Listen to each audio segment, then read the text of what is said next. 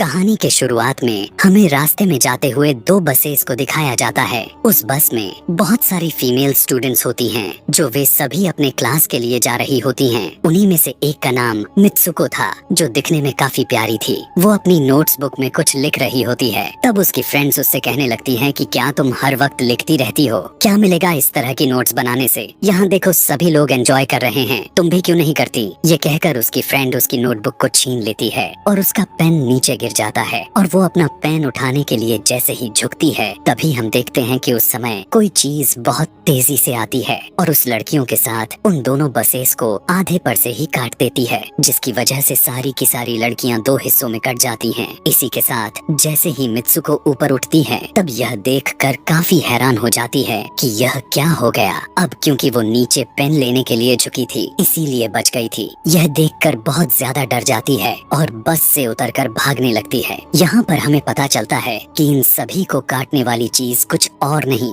बल्कि हवा ही थी, जो सभी को काट रही थी। यह हवा अब मित्सुको के पीछे भी पड़ जाती है। यह देखते हुए मित्सुको चिल्लाते हुए काफी तेजी से भागने लगती है। भागते समय उसे आगे चार लड़कियां और भी दिखाई देती हैं और वो उन्हें झुकने के लिए कहती हैं, लेकिन काफी देर हो चुकी थी। वो हवा उन्हें भी आधे पर से काट कर चली जाती है। लेकिन उनमें से मित्सुको एक लड़की को बचा लिया था कि तभी इन्हें कुछ साइकिलिंग करते हुए लड़कियां नजर आती हैं, जो कहीं पर जा रही थीं। उन्हें भी ये बचाने की कोशिश करती हैं, लेकिन वो हवा उनके साथ भी वही करता है जो अभी इनके दोस्तों के साथ हुआ और इसी दौरान वो लड़की भी मारी जाती है, जिसे अभी उस अदृश्य चीज से बचाया था। अब वो यह देखकर काफी डर जाती है और वो इधर उधर भागने लगती है। आगे हम देखते हैं कि मित्सुको जब एक नदी के पास जाती है, तो वो यह देखकर हैरान हो जाती है कि उस नदी में भी पहले से बहुत सारी डेड बॉडीज पड़े हुए थे, जिसने हवा ने यानी उस अदृश्य चीज ने काट दिया था। वहाँ से वो एक डेड बॉडी के कपड़े लेकर चेंज कर लेती है। अगले सीन में हम देखते हैं कि मित्सुको चलते चलते एक स्कूल में पहुँच चुकी है,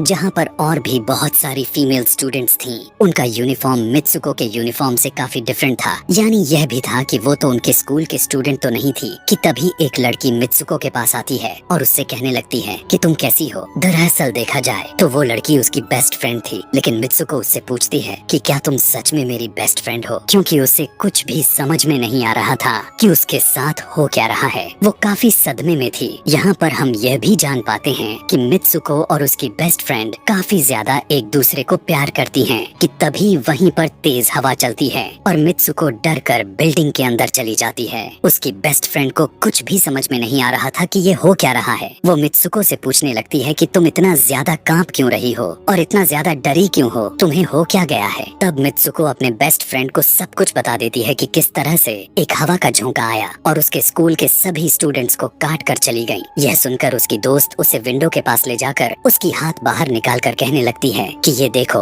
ये बस हवा है और कुछ नहीं। यहाँ पर मित्सुको के दिल को कुछ शांति मिलती है और इसे लगने लगता है कि शायद ये मेरा ख्वाब ही हो सकता है। जिसके बाद मित्सुको का बेस्ट फ्रेंड अपने दो और दोस्तों को लेती है और क्लास को बंद करने का प्लान बनाती है। जैसे ही ये चारों क्लास के बाहर जाने के लिए निकलने ही वाली होती हैं कि तभी वहाँ पर उनकी टीचर आ जाती हैं और उन्हें देख लेती हैं, लेकिन वो चारों वहाँ से भाग जाती हैं। वे चारों भागते भागते एक लेक पर आ जाती हैं। वहाँ पर मित्सुको की बेस्ट फ्रेंड अपने दोनों दोस्तों को भी उसके ख्वाब के बारे में बताती है। तभी उनमें से एक लड़की कहती है कि हो सकता है कि यह सच हो, जैसे मिरर वर्ल्ड होती है जहाँ पर इस दुनिया से ऑपोजिट यानी उल्टा होता है। यह कहकर वो तालाब में एक पत्थर फेंक कर कहने लगती है कि देखो, यहाँ पर मैंने तो पत्थर फेंका है, लेकिन हो सकता है कि दूसरी दुनिया में मैंने ऐसा ना किया हो। कि तभी अचानक से उस तालाब में से एक क्रोकोडाइल निकल कर आता है, उसमें से एक लड़की को खा जाता है। फिर वो लड़की कहने लगती है कि देखो, मैंने कहा था ना, जो इस दुनिया में होता है वो उस दुनिया में बिल्कुल भी नहीं होता, और जो उस दुनिया में हो रहा है वो इस दुनिया में नहीं हो सकता। तो इसको भी उसी दुनिया में मगरमच्छ ने खाया है। और यहाँ पर ये देखो,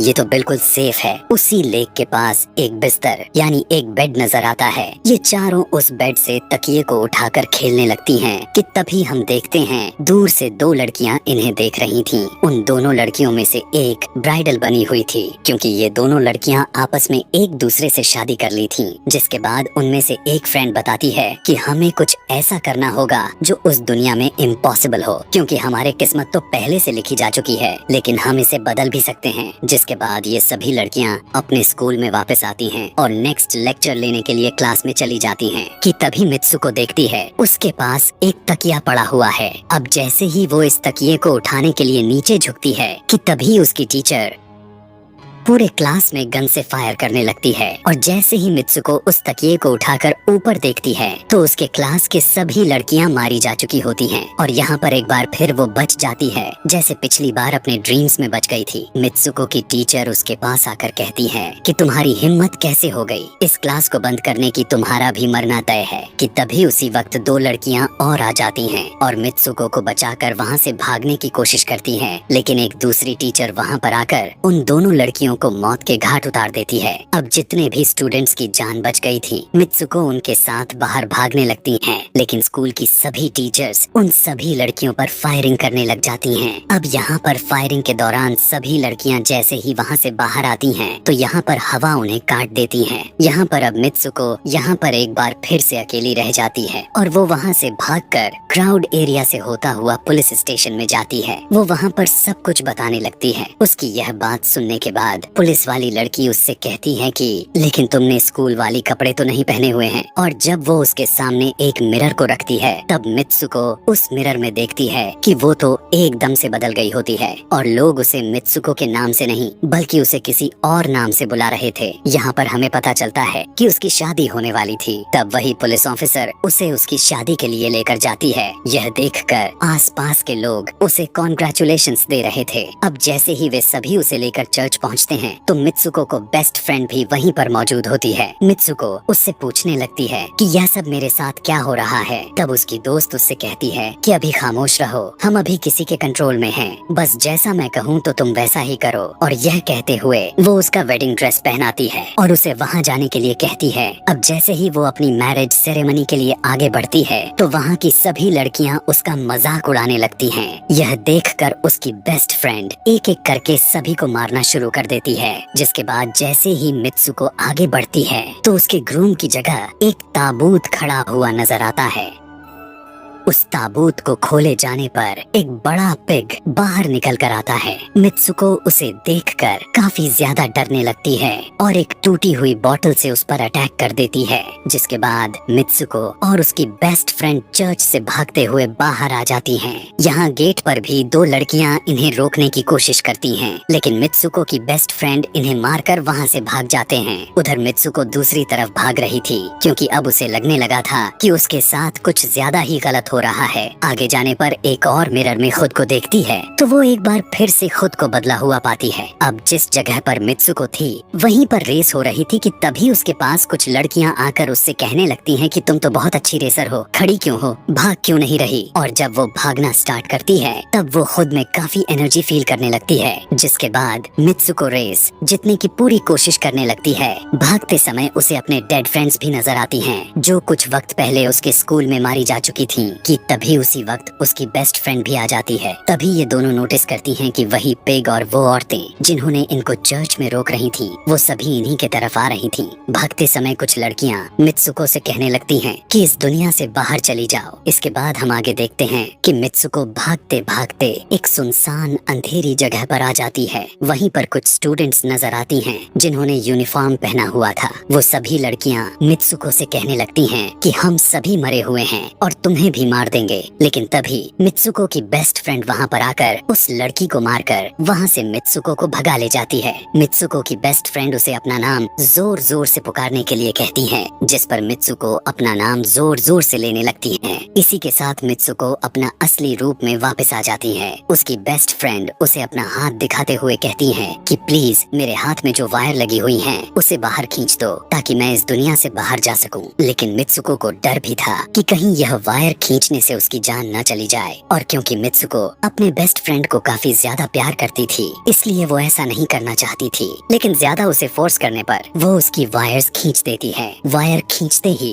उसकी बेस्ट फ्रेंड की बॉडी दो हिस्सों में बट जाती है और तभी उसी वक्त उसे एक गेट नजर आती है। उस दरवाजे से बाहर आने पर वो देखती है कि अब वो आदमियों की दुनिया में आ चुकी है। वहीं पर उसके पोस्टर्स भी लगे हुए थे। जिस पोस्टर को कुछ लड़के देख रहे थे तभी एक लड़का मित्सुको के पास आकर कहता है कि तुम तुम फ्यूचर में हो। इस बात को सुनते ही वो बेहोश हो जाती है। कुछ टाइम के बाद जब उसे होश आता है तब वो आगे बढ़ती है। तब वो देखती है कि एक बूढ़ा आदमी गेम खेल रहा होता है और उसी गेम में मित्सुको वही कैरेक्टर नजर आती है जो अभी बनी हुई है। मित्सुको को देखते ही बूढ़ा आदमी कहने लगता है कि मैंने ही इस गेम को बनाया है और मैं ही हूँ जो तुम लोगों को कंट्रोल कर रहा हूँ। तुम तो बहुत पहले मारी जा चुकी थी, लेकिन मैंने तुम्हारा डीएनए लेकर तुम्हें फिर से बनाया। मित्सुको को जब यह बात सुनकर उसे पता चल जाता है कि यह एक गेम है तो उसे लगता है कि शायद मैं अभी भी अपने दुनिया में जा सकती हूँ। कि तभी उसी समय एक आदमी आता है और मित्सुको को अपने पास बुलाने लगता है। तब वो बूढ़ा आदमी मित्सुको से उसकी आखिरी लेवल को कंप्लीट करने के लिए कहता है। वो आगे बढ़ने लगती है कि तभी मित्सुको को अपने दोस्त की कही हुई बात याद आ जाती है कि अगर हम इस दुनिया में कुछ ऐसा करेंगे जो दूसरी दुनिया में इम्पॉसिबल हो तो तुम इस गेम से बाहर आ जाओगी। और इसी के साथ वो इस आदमी का गला दबा देती है और कहने लगती है बस करो हमारे साथ खेलना। यह कहकर मित्सुको उस बूढ़े आदमी की छड़ी को उठाकर अपने पेट में घुसा देती है, जिस वजह से उसकी मौत हो जाती है। और यहाँ पर हम देखते हैं कि बूढ़ा आदमी यह सोच भी नहीं सकता था कि मित्सुको ऐसा कुछ कर सकती थी और इसी के साथ उसकी डेस्टिनी पूरी तरह से चेंज हो जाती है। वो इस दुनिया में यानी गेम में तो मर चुकी थी, लेकिन असली दुनिया में वो अभी भी जिंदा थी। आगे हमें ये भी दिखाया जाता है कि मित्सुको के बाकी के कैरेक्टर्स भी किसी न किसी वजह से अपने आप को मार लेते हैं और अब वे सभी गेम का पार्ट नहीं थे। अगले सीन में हमें मित्सुको को बर्फीले जगह पर लेटा हुआ दिखाया जाता है और अब वो अपने रियल वर्ल्ड में आ चुकी थी। और इसी के साथ यह दिमाग घुमा देने वाली कहानी यहीं पर खत्म हो जाती है। आगे और भी ऐसे ही एक्सप्लेनेशन मूवीज देखने के लिए कमेंट में नेक्स्ट लिखना ना भूलें। Thanks for watching.